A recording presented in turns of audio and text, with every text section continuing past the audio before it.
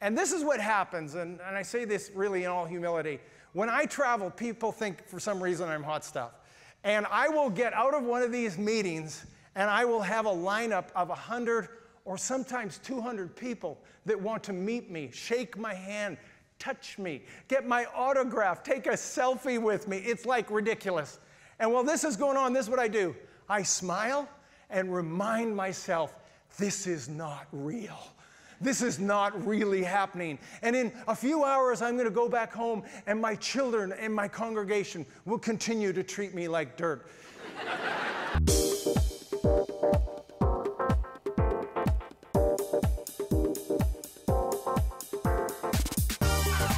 Welcome to Church of the Rock from Winnipeg.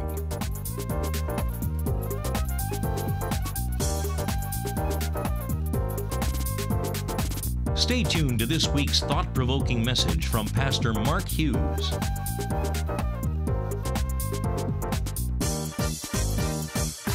Well, this morning I'm beginning a brand new series entitled Upside Down Blessings, and what we're going to be looking at is the Beatitudes. Now, the Beatitudes are actually the preamble to the Sermon on the Mount. Sermon on the Mount, by far and away the greatest sermon ever preached, but not only the greatest, I say the most radical. That was where Jesus told us stuff like this, to turn the other cheek and go the extra mile, and to, love your enemies and to do good to those who hate you. This is pretty radical stuff. It's actually completely upside down, completely contrary to human nature. And he begins, and it's important, and I don't want you to miss it, it begins with the Beatitudes, because there's a big difference between the Beatitudes and the rest of the Sermon on the Mount. Because the Sermon on the Mount is about conduct. It's about how we are to live our Christian life. But the Beatitudes is about character.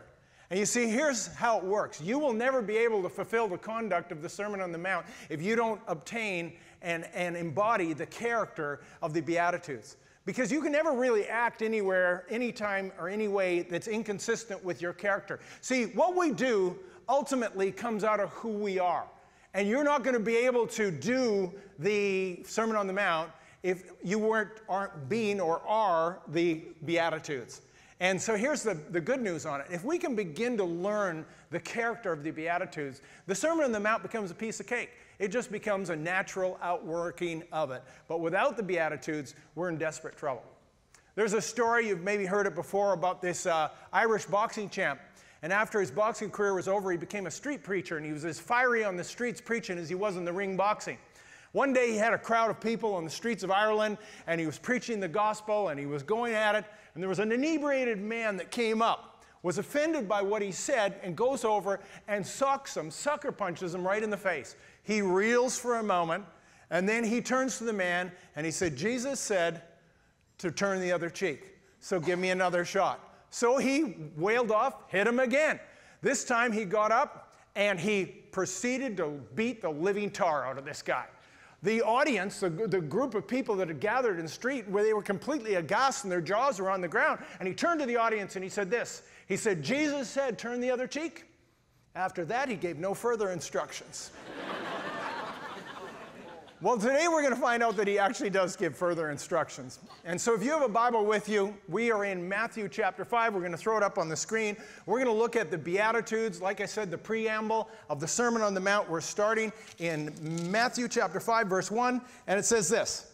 And seeing the multitudes, he went up on a mountain, and when he was seated, his disciples came to him. Then he opened his mouth and taught them, saying, Blessed are the poor in spirit, for theirs is the kingdom of heaven.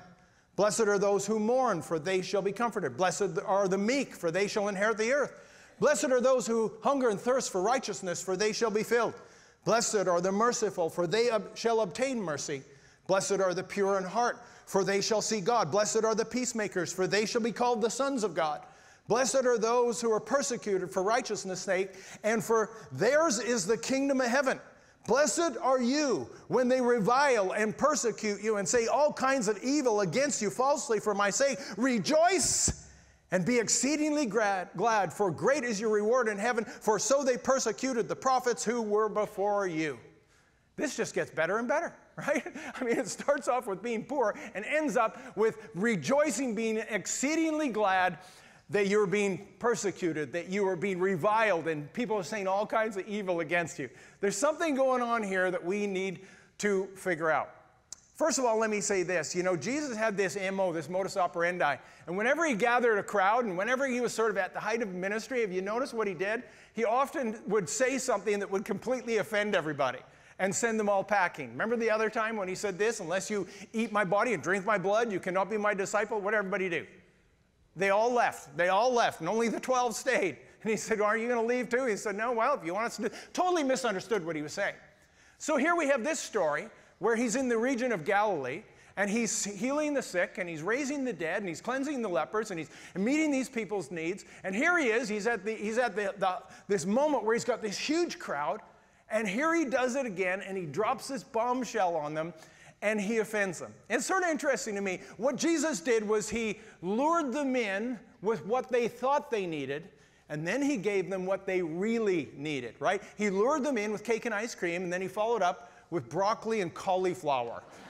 This is the way I read this story. That's not what we do in the church today. What do we do in the church today? We lure people in with cake and ice cream, and then we follow it up with whipped cream and a cherry on top. And we have this light and fluffy Christianity, this bowl of cherries that we offer to people, and we haven't really wrestled with the hard sayings of Jesus. This is what Tony Campolo said about it. Look at this. He said, if we were to set out to establish a religion in polar opposition to the Beatitudes Jesus taught, it would look strikingly similar to the pop Christianity that has taken over the airwaves of North America. Ouch! As a televangelist, I resemble that remark. Right? But we should really be indicted by it, because what have we done with Christianity? Does it really look like the Beatitudes? So what we're going to do today is we're going to begin our journey to discover and find out and unpack the Beatitudes and find out what they're really all about. First thing we need to know is this, that the Beatitudes is actually not a biblical word. It's the Latin word for blessings. And it's just what we call these. These are these blessings, these upside down blessings. And the word blessing here, blessed are, that he uses 9 different times, it's the word makarios. Because we're probably wondering, you know, I want to be happy, but there's nothing in this passage that actually makes me happy. Have you noticed that? There's nothing here that would make you happy. Are you happy when you were poor? Are you happy when people insult you? Are you happy when you were persecuted? How can you be happy when you're mourning? That's a contradiction of terms. So then we think, well, maybe it doesn't mean happy, because that's what the word makarios means, but maybe he means something else. Well, you go and study it, and the word happy here, you know what it means? Happy. That's what it means. And if you go study it in, let's say, the Old Testament, the Greek Old Testament, which is called the Septuagint, you find that same word in kind of obvious places. It says, blessed is he who finds wisdom in Proverbs. It says, blessed is the nation, or happy is the man whose nation is the Lord. It says, happy is the man whose quiver is full, meaning having a lot of children. And so, in fact, it actually does say happy. So now we're struggling with this, we're scratching our head, and how can these things make us happy? Well, maybe we need to redefine happiness. You can do that, right? I mean, those of you that are married, as soon as you got married, you redefined happiness. Did you know that? I have learned the secret to a happy marriage. Do you want to know what it is? I don't try to run Kathy's life, and I don't try to run mine. It's perfect. Here's my advice to you. You know, if you want to be happy, ladies, if you want to be happy with your husbands, you need to love them a little and understand them a lot. And husbands, if you want to be happy with your wives, you need to love them a lot and don't even try to understand them. Because that is a lost cause. So what we're going to do is we're going to look at this thing called the first beatitude. Blessed are the poor in spirit, for theirs is the kingdom of heaven. And so when we look at it, again, it doesn't really make sense. Why do we have to be poor, or why do we have to be poor in spirit? What does this all mean? And see, here's what Jesus did. It's sort of fascinating to me. He never actually explained the Beatitudes. Did you notice that? He just said them. He just listed them. Boom, boom, boom. No commentary, no explanation. And so what we're going to have to do is we're going to have to dig a little deeper to figure out what he's actually talking about. And so what is it about the poor? You have to think this through. What is it about the poor that would appeal to God? And see, there is something that the poor have that the rich don't have that appeals immensely to God. Who can tell me what that one thing would be? What do the poor have that the rich don't have? Humility. I heard it, humility. You see, that's the essence of this. It's all about humility. It's not about whether you're rich or poor. It's about whether you obtain and have this thing called humility that poor people have. You see, Jesus told a story one time to his disciples, freaked them right out. And he said it would be easier for a camel to go through the eye of a needle than a rich man to enter heaven. Do you remember that? And it says the disciples were astonished beyond measure, meaning they were completely freaked out by this. Why? Because they knew the Old Testament patriarchs, people like Abraham and Solomon and Job, were immensely rich. And so all of a sudden they're saying, well, then who then can be saved? And Jesus said, with man it is impossible, but with God all things are possible. And you see, the thing we have to understand is that when Jesus said, blessed are the poor in spirit, he's actually not talking about the rich and the poor. What he is talking about is the attitude of the rich and the poor. And what we're talking about in this message this morning is the attitudes of the Beatitudes. And there is something, a certain attitude in the poor that Jesus wants us to have, and we already heard it, and that thing is humility. And when we begin to, if we're going to go on this journey to discover who God is, we're going to have to discover this thing called humility. Now, I'm going to help you with this. I think there's one verse that really helps us understand the spirit of the poor, and it's in Proverbs 18:23, and here it is. And it says this, the rich man answers roughly, but the poor begs for mercy. If you think about that, is that true? See, the rich man, he has everything. He doesn't need anything from anybody else, and so he can answer abruptly, he can answer roughly, he can be brash and harsh with other people. The poor man cannot. The poor man has to have humility because he doesn't have the wherewithal. He doesn't have the self-reliance and the independence. And so if he wants something in this world, he has to beg for it. And the scripture says here that the rich man, he just answers roughly, but the poor man begs for mercy. When you look at our world today, every single one of you knows somebody like this. You've maybe had a boss like Nabal. You've maybe had somebody in your life in a place of power or authority or someone of wealth, and you have seen them speak harshly. In fact, maybe some of you in this room are that man, and you have at times spoken roughly. And you know, we live in this world that actually celebrates it. It's kind of bizarre when you think about it. If you turn on the television, you will see all kinds of people, rich people, insulting others. I mean, for example, if you watch Dragon's Den or Shark Tank, you see our Canadian Kevin O'Leary, and he tells people how useless and stupid their ideas are and how they wasted their time and their life and how the profit motive is the only thing important in this life, and he berates them and belittles them. Or if you watch X Factor or American Idol, you might see Simon Cowell, and we laugh at Simon because he has one insult after another, and he tells people they're horrible or terrible or pathetic, or they've invented a new form of torture. And we giggle and smile and laugh and say, oh, he's so mean. And then, of course, for years we watched Donald Trump, didn't we, on The Apprentice? And as he demeaned people and told them they weren't fit for business, and he pointed at them and said, you're fired. And then, of course, we all thought it was all theatrics until the man ran for president. And then we found out that, in fact, that's really who he was. And he became the first person in history to try to insult himself and insult his way to the presidency. And I mean, think of the things he said. I mean, they're kind of bizarre, the kinds of things he said. And you know what? He has an explanation for why he feels free to say whatever he wants about anybody else. And you know what it is? I'm very, very rich, you know. You see, the one thing those three men all have in common is what? They're rich, and they have the spirit of the rich. They don't have the spirit of the poor man. They have the spirit of the rich man, and they answer harshly. You see, if you are rich, or if you're in a place of power or authority, that does not give you the right to put down other people. What it does is you actually have a higher responsibility, because Jesus said what? He said, to whom, finish it for me, to whom much is given what? Much is required. And when God blesses us with much, we have a responsibility to actually be better people, not worse. And here's where I'm going with this. I would love to say that this spirit has not infected the church, but it actually has. And I know there are people in this room, you're not only thinking about people you know like this, but you yourself have been like this. Every one of us have. Every one of us has had that moment where we lost sight of our spiritual bankruptcy. Instead, we became the spiritual rich man. We're moving and grooving in Church of the Rock. We're here in the city, and we're probably in our greatest growth spurt we've ever had. And the church is actually busting out at the seams. And we were over on Pembina Highway where the Shoppers Drug Mart is, and that was our building. And we went from one service to 2 services, to triple services, and then we were doing 4 services on a Sunday. We started at 8:15 in the morning, we went to 8:15 at night. It was a ridiculous season for us, I'll tell you. You know, I mean, I can get through 3 sermons. By the time I'm preaching 4, I can't even take myself seriously anymore. You know, when I'm preaching the first time, you know, I'm all passionate and meaningful. By the time I get to the 4th sermon, something comes out of my mouth and I crack up. It seemed hilarious to me. And so people would come back. They say, oh, you got to come on Sunday night. You got to come back. By the time Pastor Mark's on the 4th sermon, he completely loses it. The guy's completely punch drunk up there. He practically is incoherent. You got to hear it. And people were coming out on Sunday night to hear me lose it.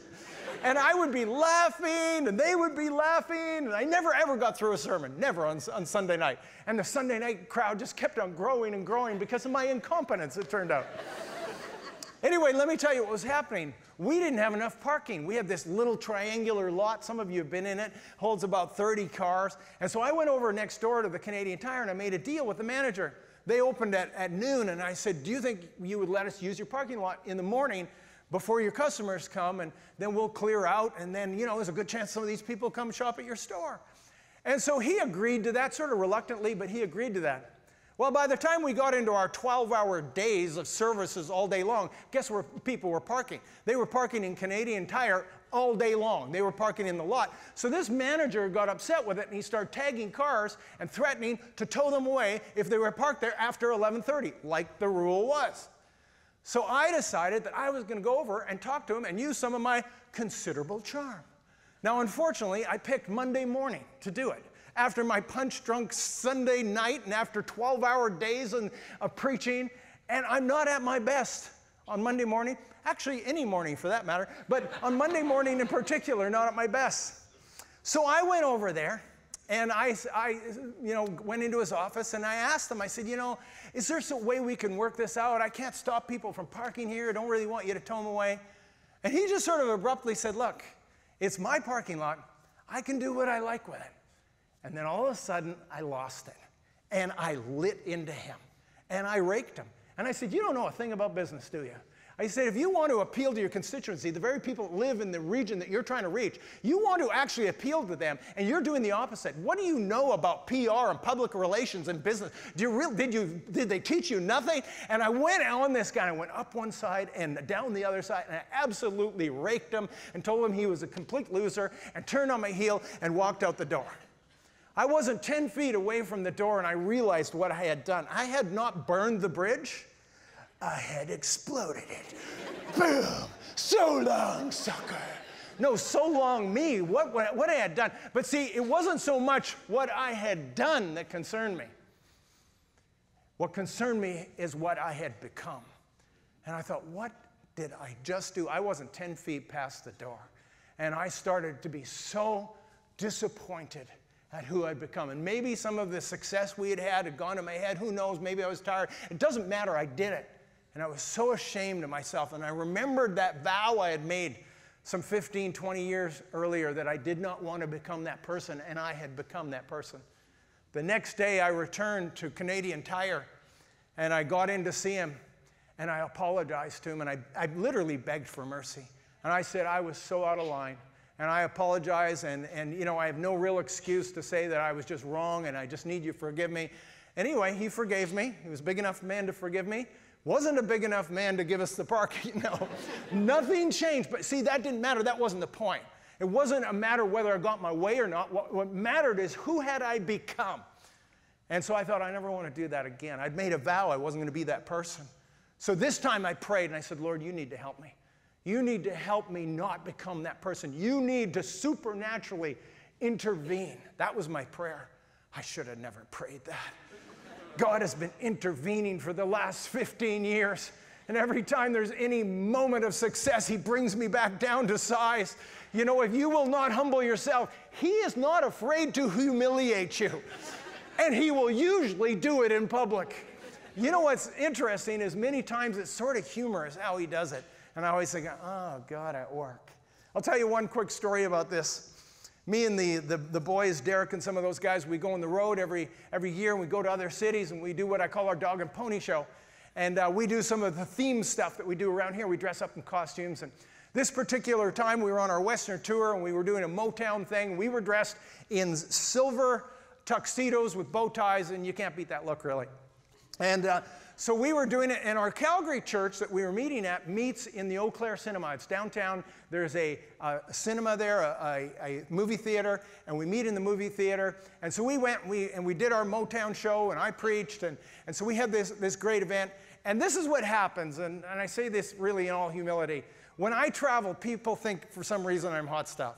And I will get out of one of these meetings, and I will have a lineup of 100 or sometimes 200 people that want to meet me, shake my hand, touch me, get my autograph, take a selfie with me. It's like ridiculous.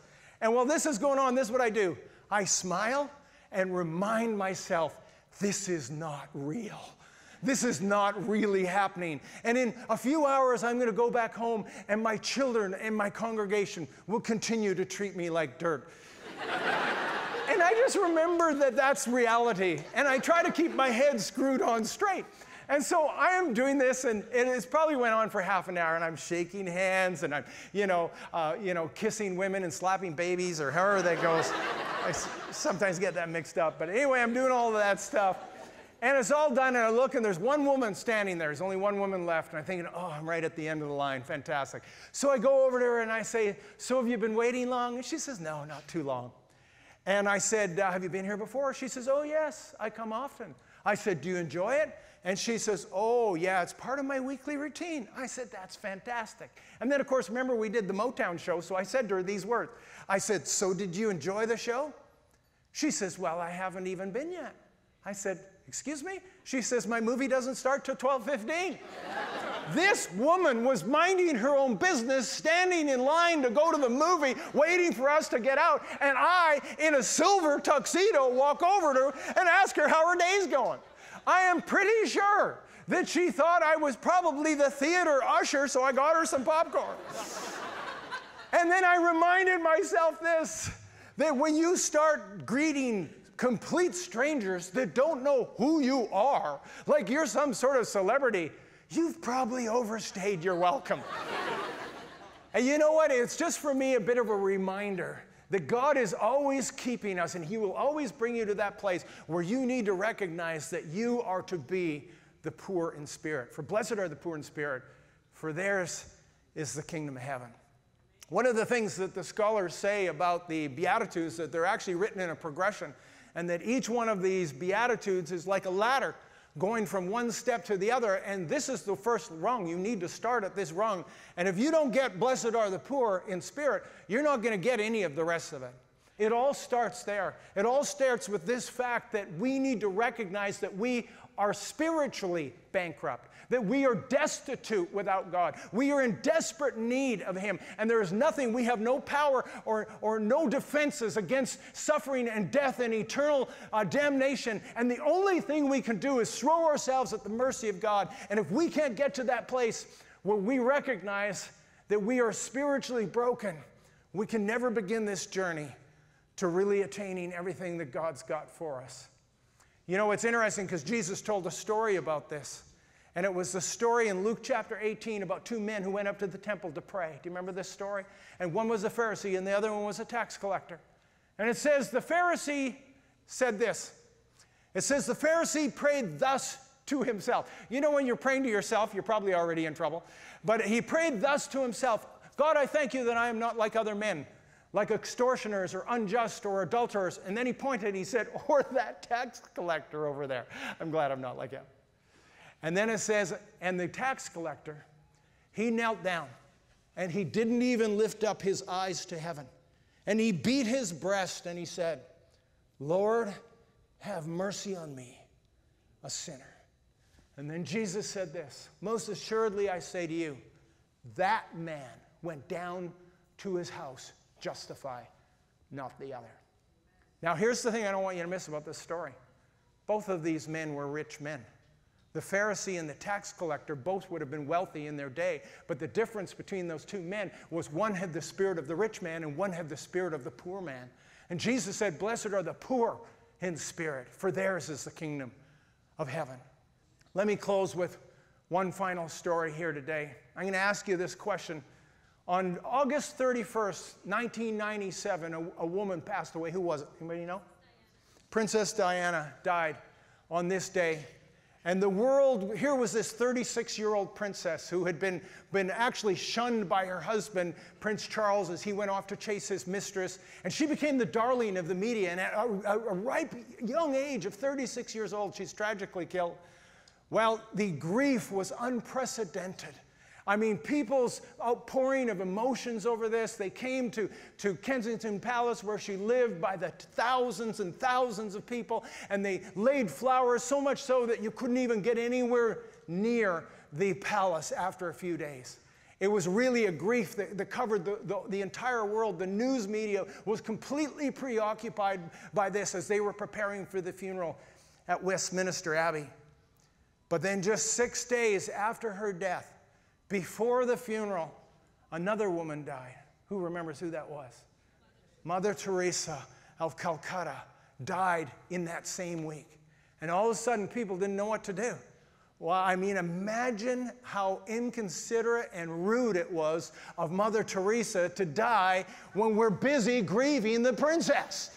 And I mean, I know I'm saying that sarcastically, but that was sort of what was going on. And the news media didn't know what to do with it, because they were so captured with this, with the death of Princess Di, that the death of Mother Teresa got a footnote. And then the inevitable comparisons started to come out, and there was Saint Teresa and Saint Diana. Really? Seriously? One of them lived in palaces, drove around in chauffeur-driven limousines, wore designer outfits, and was having an affair with an Arab billionaire. The other lived in the streets of Calcutta, wore the garb of the lowest caste in all of India, and worked amongst the poorest of poor every day of her life. The comparison was not really a fair comparison. And what's interesting is the two actually knew each other. I mean, they had met. If you look at the pictures here, they had met, and I mean, it's a stark contrast between these two women, right, in stature and in glamour and everything else. I love this next picture as it shows the humility of Mother Teresa as she bows her head and folds her hands like she's in prayer. She understands that she is in the presence of a princess, and she has the spirit of the poor. This little wrinkled woman side by side with this glamorous princess. As I said, the media didn't know what to do with it, and they really didn't give much credit and really much time to the story of the death of Mother Teresa. See, Mother Teresa was arguably the most influential female of the 20th century. And I think if she had died apart from the death of Diana, news would have gone on for weeks and weeks.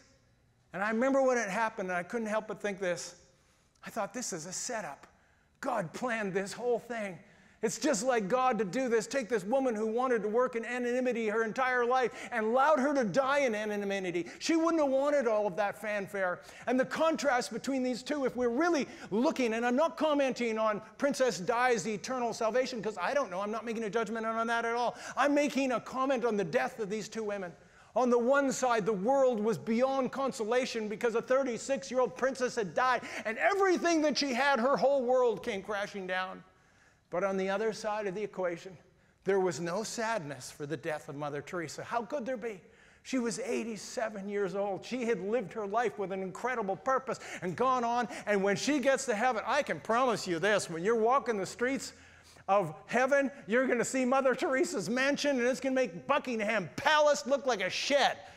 And she's going to live in this glory because the scripture says, "Blessed are the poor in spirit, for they shall theirs is the kingdom of heaven." See, this is what you need to understand. Everything that we can obtain in this world, none of it matters. None of it's important. And you might spend your entire life working towards a big deal. At the end of the day, it's not going to amount for anything. And the only thing that's going to matter for anything is the glory that we're going to have in heaven. And that's why the scripture says to die in Christ is actually joy. And that's why Jesus says, "Happy are the poor in spirit, for theirs is the kingdom of heaven."